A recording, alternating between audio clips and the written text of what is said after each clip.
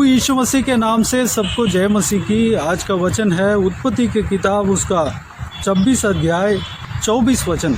और उसी दिन यहोवा ने रात को उसे दर्शन देकर कहा, मैं तेरे पिता अब्राहम का परमेश्वर हूँ, मत डर, क्योंकि मैं तेरे साथ हूँ और अपने दास अब्राहम के कारण तुझे आशीष दूंगा और तेरा वंश बढ़ाऊंगा।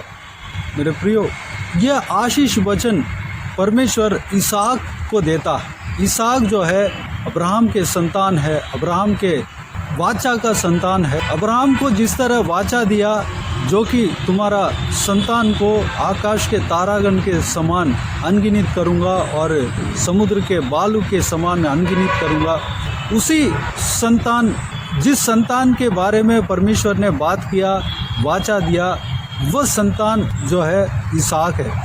अब्राहम के बाद जो इसहाक अपने जीव काल में अब्राहम के क्रिया का, अब्राहम के जो धर्म के काम का आशीष वो भी पाता है। अपने पिता के कर्म का प्रतिफल इसहाक पाता है। पवित्र बाइबल में लिखा हुआ है कि जो कोई भी जन परमेश्वर का आज्ञाओं के अनुसार चलता है, धर्म के आज्ञाओं के अनुसार चलता है, वह आशीष पाएगा और उसका 1000 पीढ़ी आशीष पाएंगे। अगर परमेश्वर के खिलाफ पाप करते हैं तो उनके पाप का असर यानी कि श्राप जो है 4 पीढ़ी तक बने रहेगा।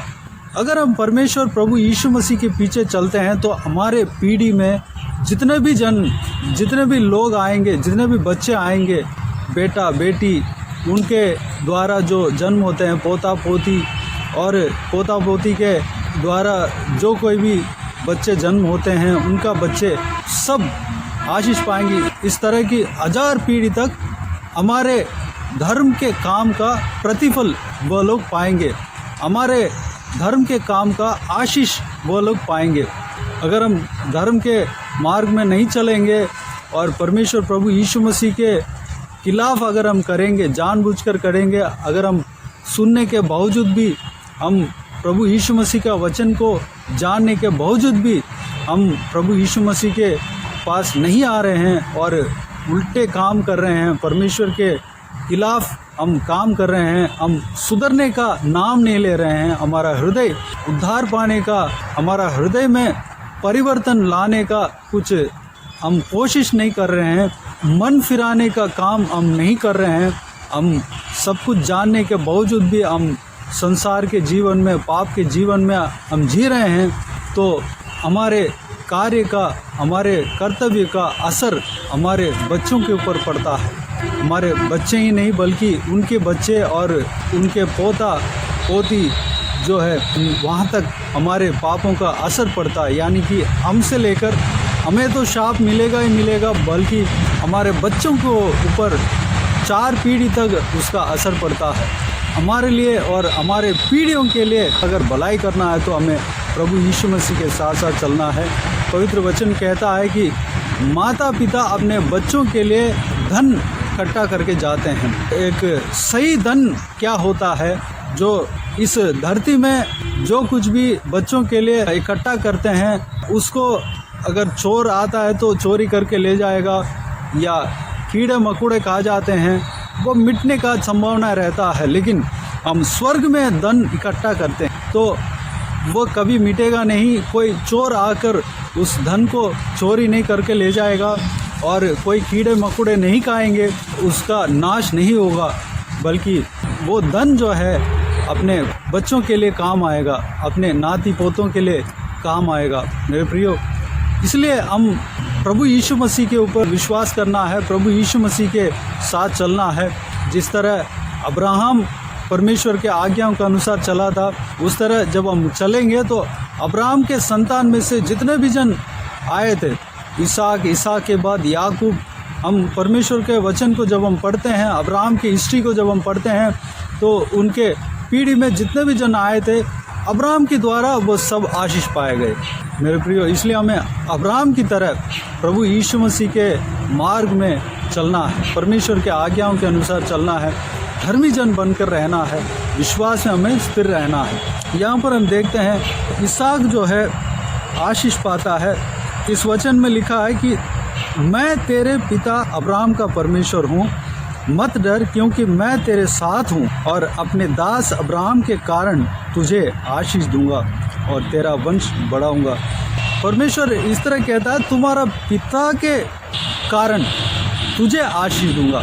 तुम्हारे पिता जो काम किया है, कर्म किया है, मेरे बातों को माना है, मेरे आज्ञाओं को पालन किया है, मेरे सामने धर्मी ठहरा, मेरे सामने विश्वासी ठहरा, उनके जीवन में हर परिस्थिति में मेरे ऊपर विश्वास रखा, उस व्यक्ति के वजह से, उस व्यक्ति के कारण मैं तुझे आशीष दूंगा। मेरे प्रियो, हमारे बच्चे अगर अच्छा रहना है, अगर हम सोचते हैं कि हमारा बच्चों का भविष्य अच्छा रहना है, हमारा बच्चे वेल सेटल्ड होना है, हमारे संतान जो है फूले फलना है, खिलना है, तो हमें धर्म के मार्ग में चलना पड़ेगा, प्रभु यीशु मसीह के मार्ग में चलना पड़ेगा। जब हम प्रभु यीशु मसीह के मार्ग में चलते हैं, प्रभु यीशु मसीह का क्रूस को जब हम उठाते हैं, प्रभु यीशु मसीह के पीछे हम हर परिस्थिति में होते हैं, चलते हैं, हर परिस्थिति में उनके संग रहते हैं, तो हम उसके द्वारा जो बच्चों को धन मिलने वाला है, उससे बढ़कर कोई धन नहीं है, उससे बढ़कर कोई प्रॉपर्टी नहीं है, उससे बढ़कर हम अपने बच्चों के लिए भलाई नहीं कर सकते। हम ज़रूर पढ़ाई कराते हैं, ज़रूर हम अपने बच्चों के लिए सोचते हैं कि एक अच्छा वेल सेटल होना चाहिए, पढ़ाई करना चाहिए, एक अच्छा पोजीशन में आना चाहिए, उसके लिए हम परिश्रम कर रहे हैं। लेकिन जो परमेश्वर के पीछे चलते हैं, परमेश्वर के उस धर्म के काम में हम स्थिर रहते हैं, परमेश्वर के आज्ञाओं के अनुसार चलते हैं, उसके द्वारा जो बच्चे आशीष पाते हैं, वही सबसे बेस्ट धन है, वही सबसे बेस्ट भविष्य है, बेस्ट प्रॉपर्टी है। मेरे प्रियो, हमें अब्राहम की तरह प्रभु यीशु मसीह के मार्ग में चलने वाला बनना है, अब्राहम की तरह परमेश्वर के आज्ञाओं के अनुसार चलने वाला बनना है। यहाँ पर इसहाक के समय में, अब्राहम गुजरने के बाद इसहाक के समय में उनके देश में अकाल पड़ा। अब्राहम के समय में भी अकाल आया, लेकिन जब इसहाक के समय में जो अकाल आया वह अब्राहम के समय से अलग था। उस अकाल और इसहाक के समय में जो अकाल आया था, उस दोनों अकाल के बीच में डिफरेंट था। जब अकाल आया तो इसहाक जो है गरार देश में आया था, खाने पीने के लिए गरार देश में अच्छा व्यवस्था है, इसलिए अपने परिवार को लेकर गरार देश में आया था, जो कि वो फलिस्तीनियों का देश में है, और उसके राजा जो है अबीमेलेक था। वहाँ पर आया, वहाँ पर भी परमेश्वर उन्हें आशीष दिया। जो भी काम किया उस काम का 100 गुना आशीष परमेश्वर ने इसहाक को दिया है। जब हम परमेश्वर के वचन में देखते हैं, इसहाक उस देश में जोता बोया और उसी वर्ष में 100 गुना फल पाया। 1 गुना, 2 गुना, 10 गुना नहीं, 100 गुना फल पाया। मेरे प्रियो, एक तो वह धर्मी जन था, दूसरी बात अपने पिता का आशीष उनके ऊपर था। मेरे प्रियो, हमारा बच्चे भी अगर धर्म के मार्ग चलते हैं तो उसका प्रतिफल भी उनको मिलेगा, उसका जो फल भी वो पाएंगे, यानी कि दोनों तरफ से आशीष पाएंगे।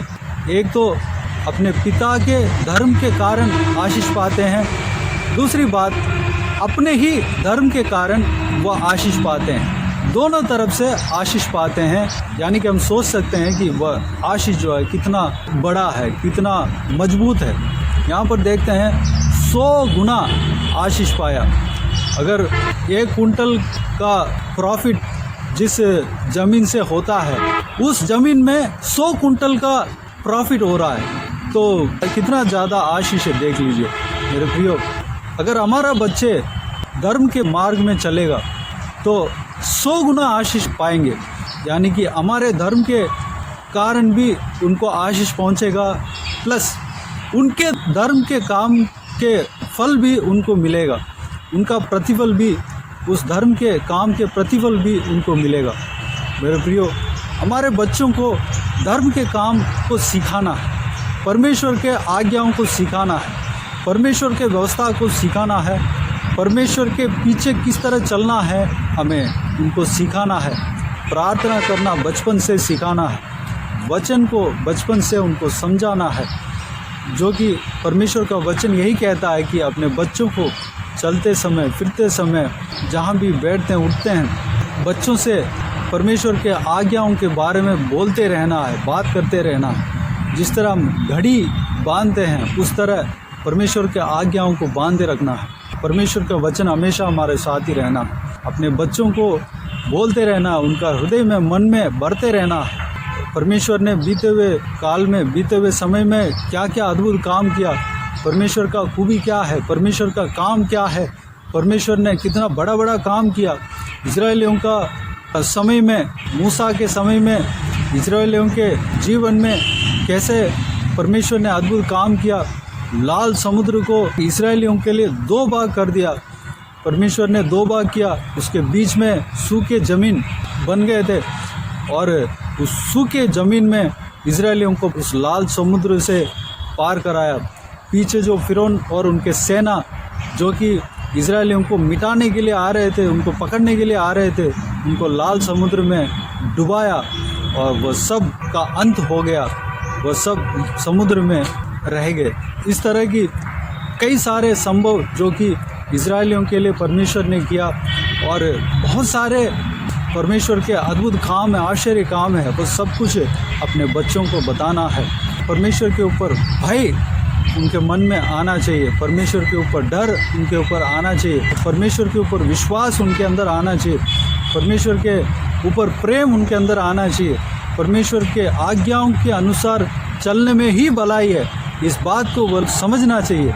उसके लिए हमें हमेशा उनको टीच करते रहना है, हमेशा उनको बताते रहना है स्वर्ग के बारे में, प्रभु यीशु मसीह के बारे में, प्रभु यीशु मसीह का क्रूस का त्याग के बारे में, उस क्रूस का त्याग को किस लिए किया है, वो सारे विषय को उनको बताना है ताकि वो भी आशीष पा सके, दोनों तरफ से आशीष पा सके। मेरे प्रियो, अगर वो आशीष पाएंगे, अगर वो सत्य मार्ग में चलेंगे, तो वहाँ से उनका पीढ़ी से 1000 पीढ़ी तक सेफ है। उनका प्रतिफल जो है, उनका बच्चे, नाती पोते पाएंगे, उस धर्म के काम का लाभ उठाएंगे। मेरे प्रियो, हमारे बच्चों को परमेश्वर के आज्ञाओं के अनुसार चलाना है, परमेश्वर के साथ चलाना है। आइए मेरे प्रियो, इसका कंटिन्यूटी अगर प्रभु की इच्छा है तो कल भी हम देखेंगे। आइए हम प्रार्थना में जाएं।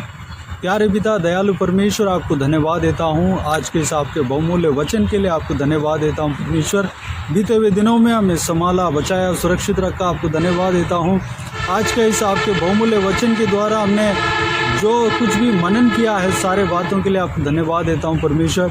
हम इसहाक के विषय में देखा है, इसहाक को जिस तरह आपने आशीष दिया, हालेलुया, वह अपने पिता के द्वारा, अपने पिता के धर्म के काम के कारण वह आशीष पाया परमेश्वर पिताजी, और वह भी आपके पीछे चलने वाला व्यक्ति बना, आपके आज्ञाओं को ध्यान करने वाला, मनन करने वाला व्यक्ति बना, आपके ढरवैया बना परमेश्वर। उस कार्य का भी आशीष इसहाक पाते हुए हमने देखा है परमेश्वर पिताजी। इस तरह की बहुत सारे बातें हैं जो कि हम मनन करने के लिए है पिता परमेश्वर। हम हालेलुया, सारे बातों के लिए आपको धन्यवाद देते हैं परमेश्वर। हर एक बातों का हम मनन करने पाएँ। हालेलुया, आपके जो डरवे हैं, जो जिनका जीवन में परमेश्वर आशीष मिला है, उनका जीवन को हम जानकर हम उनकी तरह आपके साथ साथ चलने पाएँ, ताकि हम परमेश्वर आशीषदायक होने पाएँ। जिस तरह अब्राहम आशीष पाया, हम भी आशीष पाने पाएँ। जिस तरह अब्राहम के संतान आशीष पाया, हमारे संतान भी आशीष पाने पाएँ। जिस तरह अब्राहम के संतान अब्राहम के वजह से, अब्राहम के कारण आशीष पाया, और परमेश्वर हमारे कारण हमारे बच्चे आशीष पाने पाएँ, और हमारे बच्चे धर्म के काम करने पाएँ। उस धर्म के काम के वजह से वह लोग आशीष पाने पाएँ, हमारा हजारों पीढ़ी परमेश्वर आशीष पाने पाएँ, और परमेश्वर हमारे हजारों पीढ़ी परमेश्वर आपके धर्म के काम करके उनके हजारों पीढ़ी वहाँ से लेकर उनके पीढ़ी से लेकर 1000 पीढ़ी आशीष पाने पाए, ऐसे कंटिन्यू होते रहने पाए। पिता अनुग्रह देना परमेश्वर, संभालना परमेश्वर।